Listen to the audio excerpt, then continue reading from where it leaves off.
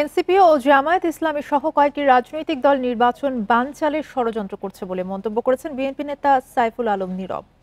বলেন, ষড়যন্ত্রের অংশ হিসেবে তারা পিআর পদ্ধতিতে নির্বাচন চাইছে। দুপুরে তেজগাঁও থানা ছাত্র দলের বিক্ষোভ মিছিলে অংশ নিয়ে এসব কথা বলেন সাইফুল আলম নীরব। বান্ডেল থাকলে প্রতি সেনমানিতে টাকা বাঁচবে। বিকাশ সেনমানি বান্ডেল কিনে জিতুন প্রতি লেনদেনে।